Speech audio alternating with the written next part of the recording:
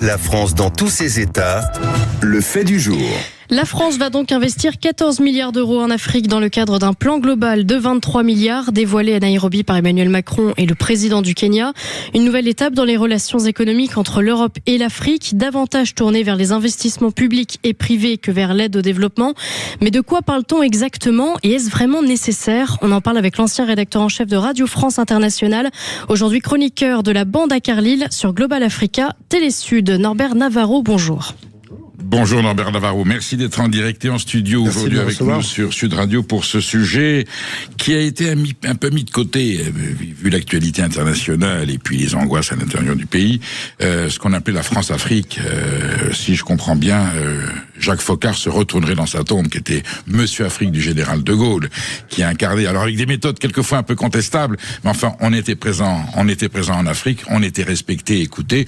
Quelquefois on intervenait même un petit peu trop dans la vie de certains pays, mais finalement ça se passait pas si mal par rapport à ce qui peut se passer avec la Chine ou avec la Russie. Norbert Navarro, vous êtes ancien rédacteur en chef de Radio France Internationale, que j'ai beaucoup écouté parce que j'avais des amis antifranquistes et c'était la radio qui donnait les nouvelles de l'Espagne qui se battait contre le franquisme au Pays Basque. Et vous êtes aujourd'hui sur Global Africa Télé Sud, la bande à Carlyle. Donc voilà, où vous continuez à donner ces informations, à sévir, à sévir. Voilà, mais un bon journaliste doit sévir. Voilà. Norbert Navarro. Alors on a vu les opérations Arcane, on a vu la France au Mali, en Côte d'Ivoire, avec quelquefois des buts de succès. Ensuite, patatras, la catastrophe. On est lâché, conspué, jeté, montré du doigt. Qu'est-ce qui s'est passé si rapidement pour que l'image de la France soit aussi rapidement dégradée en Afrique ?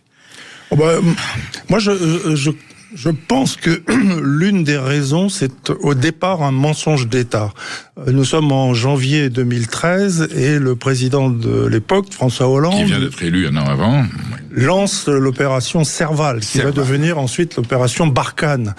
Et il dit aux Français, les djihadistes allaient s'emparer de Bamako. C'est, selon moi, un mensonge et un mensonge d'État. Ah, carrément.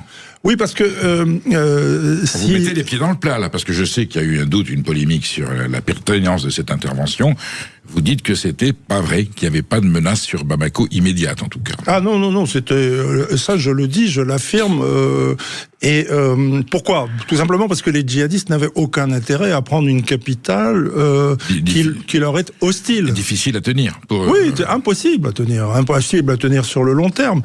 Et deuxièmement, parce que les djihadistes avaient un autre but de guerre lorsqu'ils sont passés à l'offensive et qu'ils ont été arrêtés par les parachutistes français. C'était la piste de l'aérodrome de Sévaré. Alors là, oui, ça, ils la voulaient et leur ambition était probablement de couper le Mali en deux et de créer un État dans le nord du Mali avec des alliés de fait qui aujourd'hui sont complètement dévoilés, c'est-à-dire les Touaregs, puisque récemment vous avez vu qu'il y a eu une vaste offensive sur le Mali. Alors ils ont demandé des contreparties, les Touaregs, en disant on veut bien adhérer, mais vous nous préservez, vous nous obligez pas à rentrer dans une charia rigoureuse, sinon on continuera à revendiquer une identité territoriale. Je pense que la polémique elle est là en tout cas, au moment où nous parlons, ça y est, ils ont de nouveau récupéré Kidal en attendant la suite.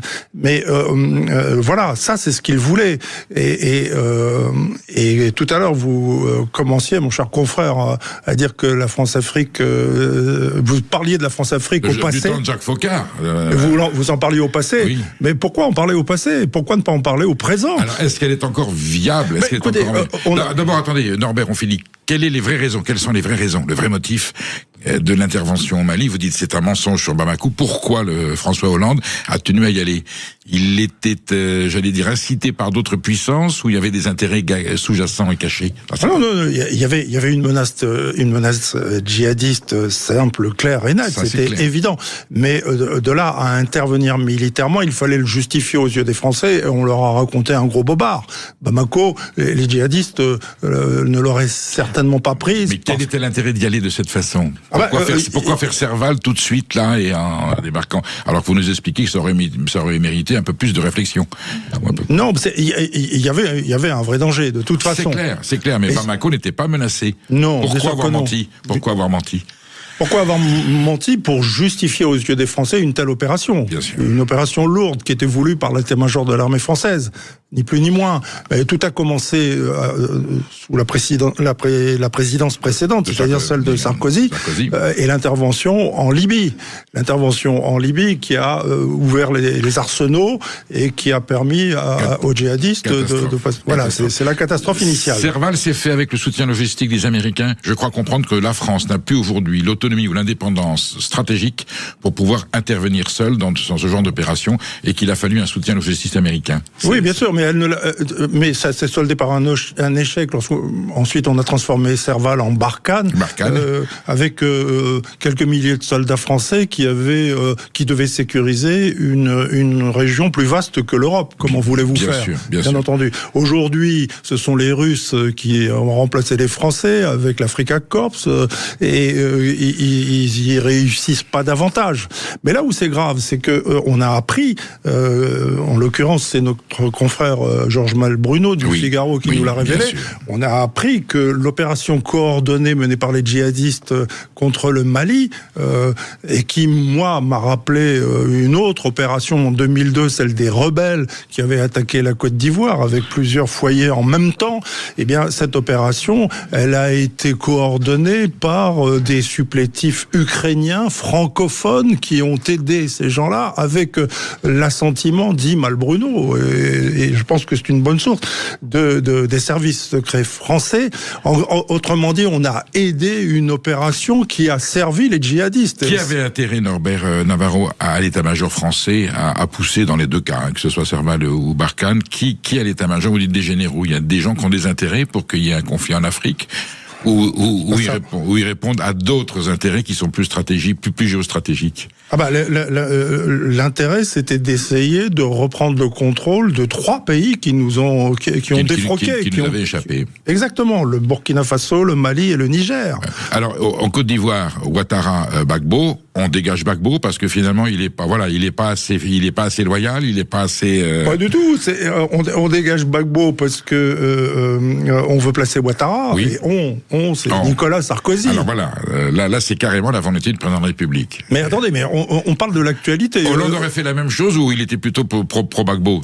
Non, Hollande n'était pas pro Gbagbo. Hollande a tout fait également pour affaiblir Gbagbo, et ça je pourrais le détailler très facilement. Mais on parle également d'actualité puisque au moment où nous parlons, hier soir, Alassane Ouattara, président de la République de Côte d'Ivoire, est arrivé à Nice. Il est dans le sud de la France. Pour des raisons médicales, mais il ne faut pas qu'on en parle. Voilà. Oui, bien sûr, mais il est attendu dans les heures qui viennent, peut-être demain ou après-demain, je ne sais pas, à Paris pour une visite privée, Villa Montmorency, chez des amis à lui qui s'appellent le couple Sarkozy-Bruni. Donc on garde des liens malgré tout un petit peu obscurs et un petit peu indirects. On a 2 statues offertes par Blaise Compaoré, président du Burkina Faso, celui qui a tué de ses propres mains le capitaine Sankara, qui a offert 2 statues de 75 000 € à Dominique de Villepin, qui ne se connaissait pas le prix, qui s'en est débarrassé tout de suite. Ça veut dire que malgré tout, Foccart n'est plus là, la gloire de la France-Afrique n'est plus ce qu'elle est, mais on continue à essayer de tirer des ficelles. Quels sont les intérêts? C'est financier, c'est géostratégique, c'est politique? Les deux, mon colonel, j'oserais dire. Bien sûr, la France ne serait pas ce qu'elle est sans la zone franc, qui est une grosse partie de l'Afrique, puisqu'il n'y a jamais que 14 pays en Afrique qui sont dans cet espace. Et c'est effectivement, vous parliez de Foccart, c'est le franc CFA. Voilà. Donc c'est l'héritage du général de Gaulle qui perdure aujourd'hui. Parce que puis-je vous faire remarquer, mon cher confrère, que si j'ai dit il y a quelques minutes que le Burkina Faso, le Mali et le Niger ont rompu les amarres avec la France, quelle est la monnaie qui circule au moment où nous parlons au Burkina Faso, au Mali et au Niger gère sinon le franc CFA. Vous voyez qu'ils n'ont pas coupé tous les liens, parce qu'ils ne peuvent pas couper tous les liens. Et donc, le système mis en place par De Gaulle et Foccart, juste avant les indépendances africaines, c'est un système qui perdure. La prochaine monnaie, ça sera le dollar, voire le rouble, voire le yuan, mais voilà. Alors non, pas du tout. On pense créer... la France fait tout pour essayer de promouvoir un faux-nez du franc CFA dans la région. Les pays, les dirigeants africains de l'Ouest, de l'Afrique de l'Ouest, ont en tête de s'arrimer à un géant qui fait peur à la France, qui est le Nigeria, avec une monnaie qui s'adosserait sur... c'est un projet parallèle, si vous voulez, qui s'adosserait sur l'économie nigériane, qui est la première économie de cette zone. Et la France, ça, n'en veut pas, évidemment. Elle fera tout pour éviter ce projet. Bokassa, Omar Bongo ne sont plus là, ni Mobutu, ni Léopold Sédar Senghor, mais je vois qu'on essaie encore de continuer à tirer les ficelles. Mais vous voyez bien, oui, parce que c'est quand même incroyable. Mais piteusement. Ah, oui, alors évidemment, on essaye de se cacher, mais bon, pas de peau, on a été pris la main dans le pot de confiture. Malbruno a bien fait de nous révéler cette information qui est hallucinante, quoi. Donc, où est-ce qu'on va, quoi? Donc, Macron tient un discours, mais sur le terrain, c'est une toute autre réalité, malheureusement. Norbert Navarro, merci d'avoir été là. Vous viendrez nous raconter la suite. On rappellera, ça sera Sud Radio International. Avec plaisir. Et puis vous nous direz la suite du programme, parce que je pense que cette affaire n'est pas terminée et qu'on aura encore de jolies choses à apprendre grâce à vous. Merci Norbert Navarro, à très bientôt. Hier, Perico, nous parlions des artistes et des acteurs qui ne devraient pas se mêler de politique. Eh bien, on va parler aujourd'hui d'un footballeur qui fait pareil et qui s'est pris un énorme tacle de la part du président du Rassemblement National et de Marine Le Pen. C'est tout de suite sur Sud Radio.